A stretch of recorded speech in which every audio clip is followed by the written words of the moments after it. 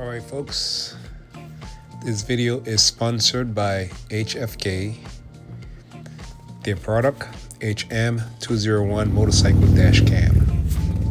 I featured it on this video, sometimes somewhere in the middle. I also didn't really showcase it in the beginning because I was talking about the motorcycle warranty and showing the difference. Otherwise, great video guys. Rate, comment, and subscribe, and stay tuned.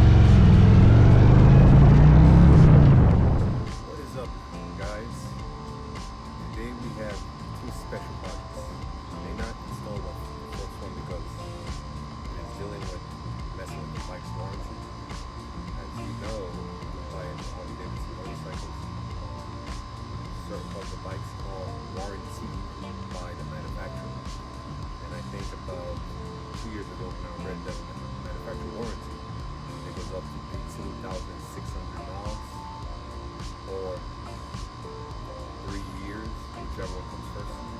So you have engine, you have transmission, you have frame, and you have electrical. Frame includes front suspension or any other OEM parts of the bike. And electrical includes you messing up with the wiring, break the seal, the tape that's in between the frame. To cut that out, for something like this, basically you no longer have the warranty from the manufacturer. If you had any problem, short, fuse, or even a burnt wire, on your own, right? So remember, when you're working with a bike, try to follow the manufacturer warranty and work as smooth as possible. Alright, other than that, warranty does not say you do not mess with your suspension here. And this is a Fox suspension. I mean, not Fox, this is a progressive suspension. This is how it looks, right? There's nothing wrong messing with the suspension. Front, yes. Rear, not so much. Alright guys, right now I have the bike in police track version. So with the police track version, I'm running a stiff rear suspension. I'm running a smooth seat suspension. This is set to be 172 lbs, which is my weight. Also, because I'm running track conversion, this is 0 3D peg. I have to remove it, otherwise it comes in conflict with this and it scrapes if the bike were to fall down, right? Only because I'm running the police track conversion. So this is a bike with the police style.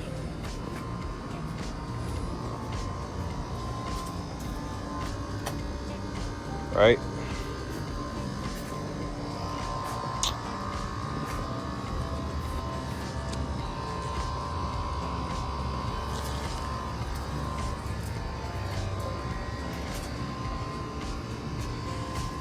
Okay. So my goal today is to convert the bike back to touring mode before I install the suspension or during the suspension installation. I am going to put back the second piece of the Sura 3D pegs because the bike is going to be full touring mode and no longer track converted.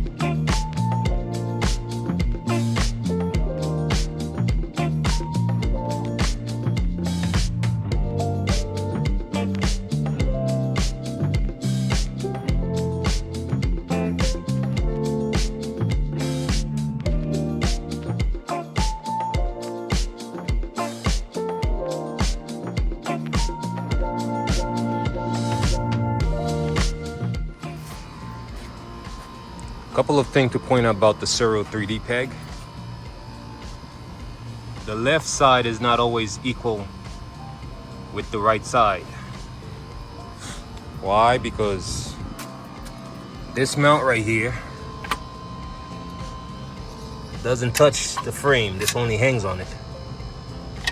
You can opt trying to move this a little bit with a washer, but then you're gonna be not flush on the frame, which then has a groove pattern, and then more so you risk damaging the bolt because you're putting stress on the bolt. So that's why I choose not to put the washer to extend it, and I just leave it the way it is as the imperfection the manufacturer does it. So the best thing about this to know how it is you have to take it from the eye level, right? Eye level here says it's okay. For this job, to install this suspension, beside having all the tools to remove a police track seat and everything else, you're gonna need this. Yes, the manufacturer does say you can turn this with your hand, but believe me, it's a pain in the ass. I don't have the grip enough for it. You are going to need this. The thing about this suspension is it is using the same spring as those standard shocks. Same spring. But the difference is the spring travel length between the end cap here is a bit compressed. So with that being said, because it compresses it more, it gives it a little weight. And also the manufacturer adds something else. So you can basically loosen this out and extend it. It goes up to 10 millimeter more. So also because of the weight compressing it, and it's a little bit higher, also could be a little bit more weight. So this spring will be found on a Fox QSR IFB. It would be under 300 lbs, 280 I think, give or take. But because they're using it with this, I think, because the manufacturer also stated that if you're gonna use this suspension with 2-up more than 50% of the time, you should opt for heavy duty and not this one. And I was playing with this setup compared with the Fox. I realized I can get this gap right here up to 34 millimeter, sorry. We're not dealing with oil, so I can't say milliliter. So this will be 34.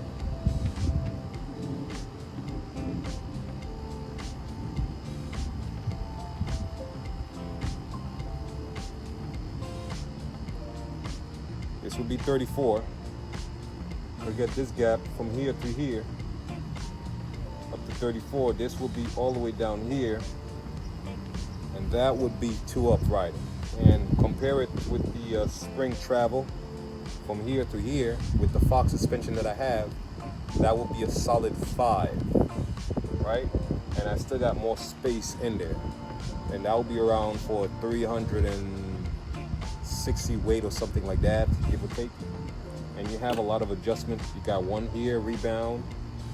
You got low compression, high compression. I have not messed with it yet. I know I put this in 1 and I put this in half. I'm trying to mimic the Olin's setup. So, and I'm trying to look at my Fox suspension because Progressive is a complicated manufacturer. They do give you good stuff. They do give you warranty. They do manufacture things in the USA, but they do not give you like a steady chart. They want you to basically have a second person to hop onto the bike, and then based on what the person sees between 13-inch here to 12-inch, and that's the correct setup. Because Fox does give you a perfect calculation, and Olin also does. Olin goes by 20 millimeter suspension travel in. I measure Olin's 20 here to here, and I realize a little bit more. So I make this then 10 because I compare it to the Fox suspension, which has the same spring compression, So just for one tour pack, it will be set up around two full sag turns, and also 3/4 before you reach 3. So that will be the Fox setup from here to here, not from here to here. So this becomes 11mm travel length. Trust me, it takes me all night to try and figure this out, and I didn't want to put it on the bike and get back off, on and off. So with all these weight that I have here going on, and I have my own list of chart things of if I'm gonna get this done, I believe I just have to install this, and that should be it. All right. There is the book that you receive for this suspension, right?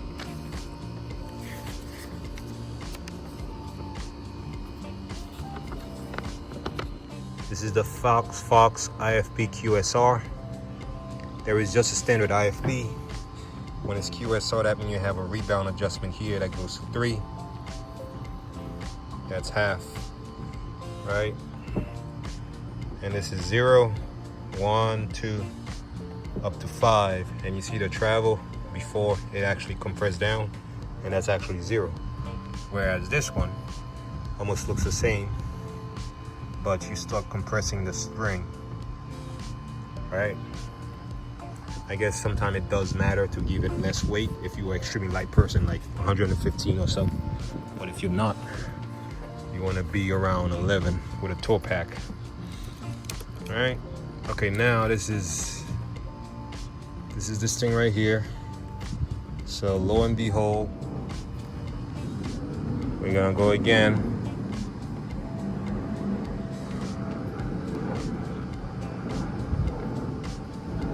So give or take, the progressive suspension is a little bit bigger, and this is a little bit smoother. This is rough. Now here is the progressive, the Fox setup. Tells you right here, I got the standard version, 100 spring preload up to 280. So this is 280. And I believe this goes up to, the all-in version goes up to 500, because you extend here to here a little bit more.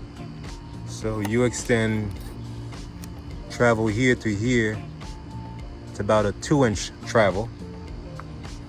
Whereas this one, travel into here to here, that's 3 inches travel. So you got 1 extra inches, almost with the same spring, and a little bit, so it becomes taller, meaning the compression is tighter to be 13, right? For this to be 13, and for this to be 13, the spring here compresses more instead of this, and the spring is a little bit bigger, and it's a lot more smoother. So give or take a little bit above around 500-pound top, but you cannot use this at its max. If this thing right here is all the way down here, which is 21mm, you can put as much storage as in 2-person in there as possible. Me too would be 180 plus 180, that's 360, and 10 pound from the tool pack, that would be exactly 21. So I wrote this down also with the progressive one, right? And this is my setup. Comes with disc preload 0. 0 for the progressive is only 2 bar from here. It's 2 bar from here, 1, 2, that's 0 for them. I never checked it. I think it was around, I forgot how much millimeter it was, but I never checked it.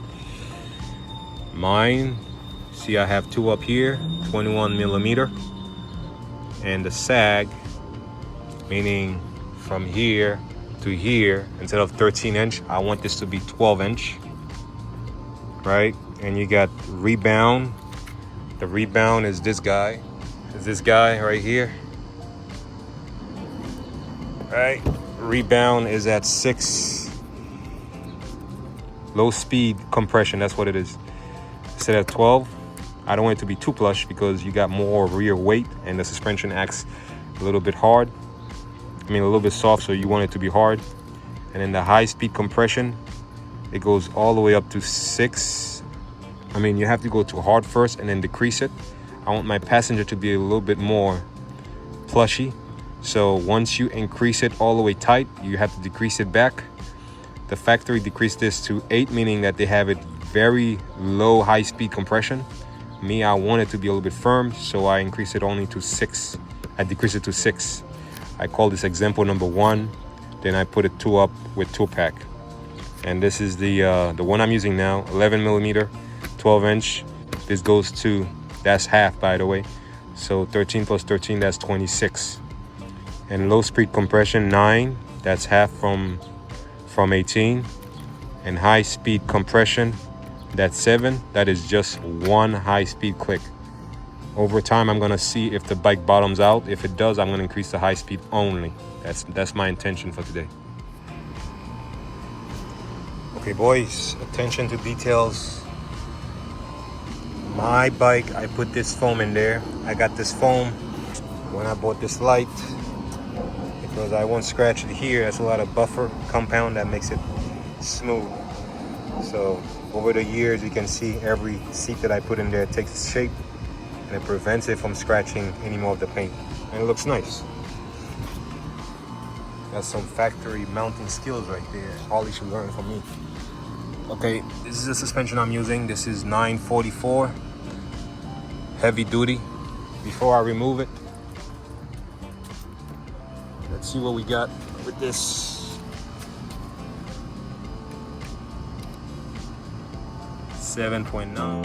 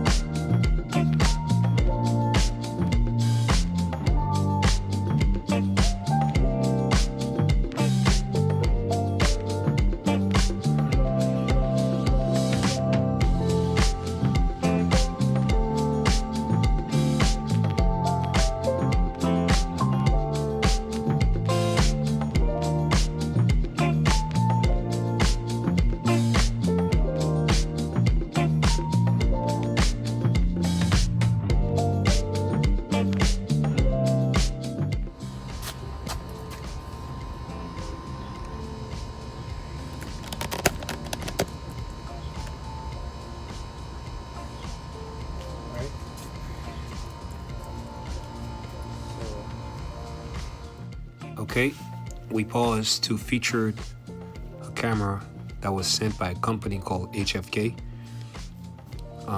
The model that I'm reviewing is HM201. It's a pretty powerful camera. The way you set it up, you put the negative anywhere that's grounded, could be the battery. You put the positive directly from the positive. You can also put it on the starter. And then you have to look for your accessory fuse, otherwise you will not get the feature of the camera. Once you connect all these three, let's just say you shut off the bike and somebody hits your motorcycle, it will start recording based on the vibration. It's got a sensor that senses and it start recording, which is great.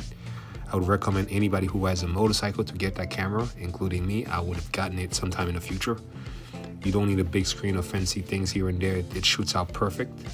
You can also get the image. All right, continue. All right, Chad, we're installing the camera. This is the Road Glide, and this is where I put the camera. Normally, for the standard version of the Road Glides, without the lower fairing, there is a fairing that goes underneath here, so the mount is right here. It's got the same bolt as the one on the primary, same thread space. So this is where I put the first camera, right? And this is the wiring where it's going. This is where I choose to put the second camera. The second camera will be right here. Okay guys, this is the front camera. That's the cord. Like I said, I'm not gonna mess up my bike warranty. And beside, maybe when I change the spark plug, I might try to reroute it. Otherwise, I'm not gonna disconnect anything. So many wiring from HFK, so I had to loop it. This is the controller. Too much wiring from HFK. I had to loop the controller with the main wiring, the power wire. And this is the front camera wire. Then you got the other module for the power cable. It's like a power transmitter or whatever. So the ground is routed here. That's the ground. I still am gonna connect the positive. This is for the seat. So this goes right here when all is finished, like that. And this stays right here, like that. And this is the key signal. And this is the accessory wire. It's pink. This is also the accessory wire. I didn't show you the rear, but now you know.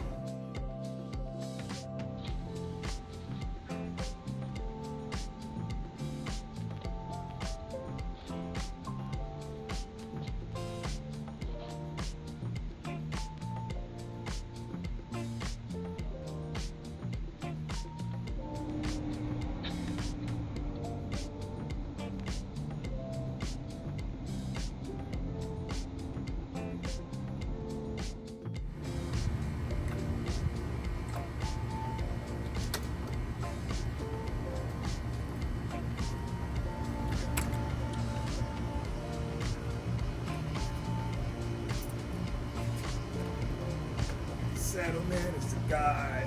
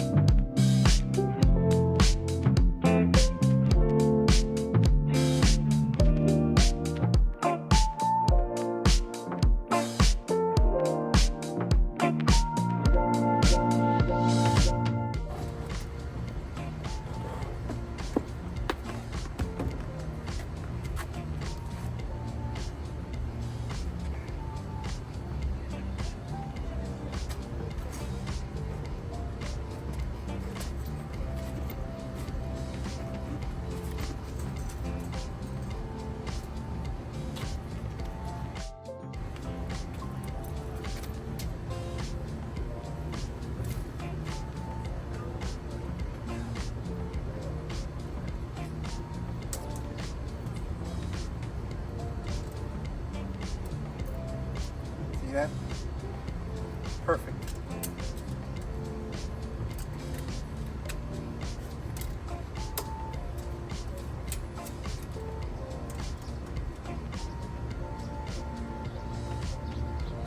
It's perfect.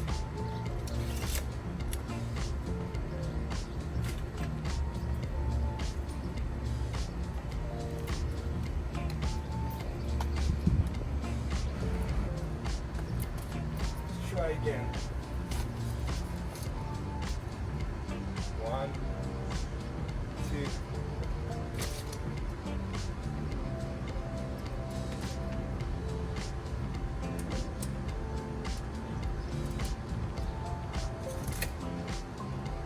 Perfect.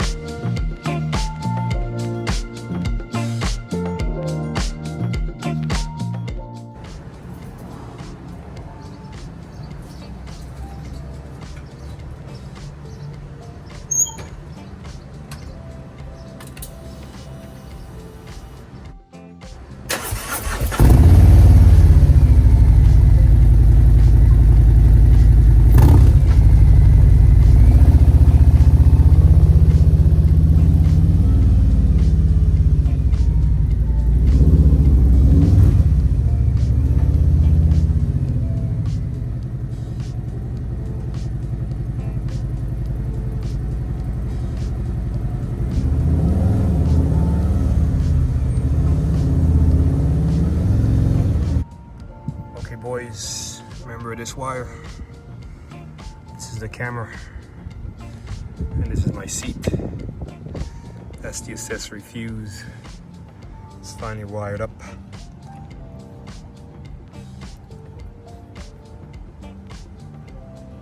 Before, after.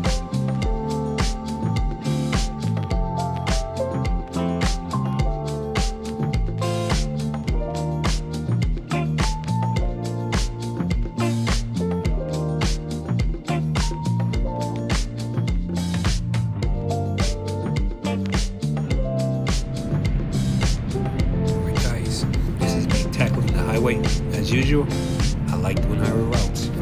So, based on first impression, that suspension is solid. It reminds me a little bit of my Fox because I've had over 18,000 miles with my Fox with 2 bikes. The only thing that differs is that you can actually adjust the hard. When it's moving at high speed, you can actually adjust the how you want to feel the bump. And being at level 1, there's no need to adjust it. I got it right the first time. Like I said, I was following Olin's and Fox. I measured the spring length. I measured where the spring ends. I did everything perfect. Although I did stay up all night to get it right, but that's beside the point. See what I mean? So here you can see the bike handles smooth. Oh, the one thing about mono tube and not mono shock, there's a difference. Mono shock would be a single shock under the seat. Most Indian motorcycle has it. While mono tube, the one that I'm using, extends out. And when the shock is used too much, basically I didn't even use it at all. I only did 30 minutes ride.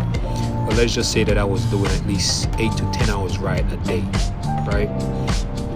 That little extra mono tube that is dangling, although albeit it's not in the perfect spot, I did order the back